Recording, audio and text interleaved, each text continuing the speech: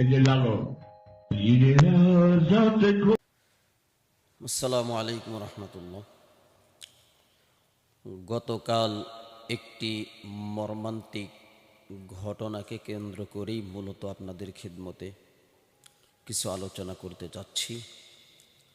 আপনারা সবাই অবগত আছেন, বিশেষ করে যারা সোশ্যাল মিডিয়া অনলাইনে যারা থাকেন, সামাজিক যোগাযোগ মাধ্যম ফেসবুক চালান বা নেট চালান, টাচফোন চালান, ব্যবহার করেন, তারা সবাই অবগত আছেন।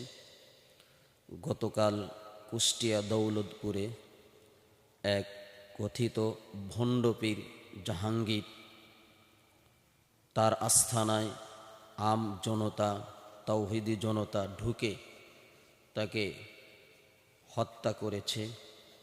এর পিছনে মূল কারণ হলো তথাকথিত সেই ভণ্ডপীর জাহাঙ্গীর সে কোরআনকে নিয়ে, আল্লাহর রসুলকে নিয়ে কটূক্তি করেছে, কোরআনকে নিয়ে সে বিদ্রূপ করেছে, ঠাট্টা করেছে, মশকারি করেছে। সে আল্লাহর রসুল সাল্লাল্লাহু আলাইহি ওয়াসাল্লামের আদর্শকে নিয়ে সে ব্যঙ্গ করেছে।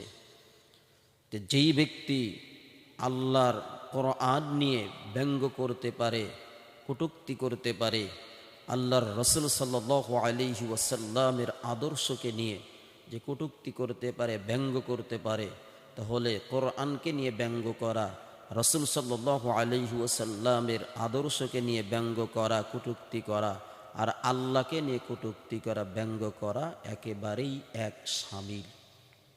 তো সেই জন্য তাওহীদি জনতা যে কাজটা করেছে, মূলত তারা এই আল্লাহর উপরে, কোরআনের উপরে, রাসূল সাল্লাল্লাহু আলাইহি ওয়াসাল্লামের আদর্শের উপরে ব্যঙ্গ করার কারণে তারা তাদের ঈমানের চেতনাকে সামনে রেখে,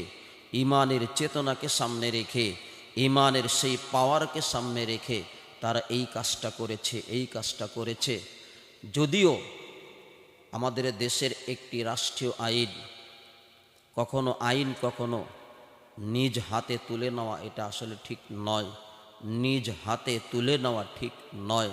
তারা যে এই কাজটা করেছে এটা আসলে মূলত ঠিক কাজ করেনি, কিন্তু এরপরেও যেহেতু তারা করেছে, তাওহীদি জনতা মূলত তারা ঈমানের চেতনা, ঈমানের জজবা, ঈমানের পাওয়ার, কোরআনের পাওয়ার, রাসূল সাল্লাল্লাহু আলাইহি ওয়াসাল্লামের একজন সৈনিকের সেই পাওয়ারকে তারা এটা নিয়ন্ত্রণ করতে পারে নাই, এটা কন্ট্রোল করতে পারে নাই। কন্ট্রোল এবং নিয়ন্ত্রণ করতে না পারার কারণেই মূলত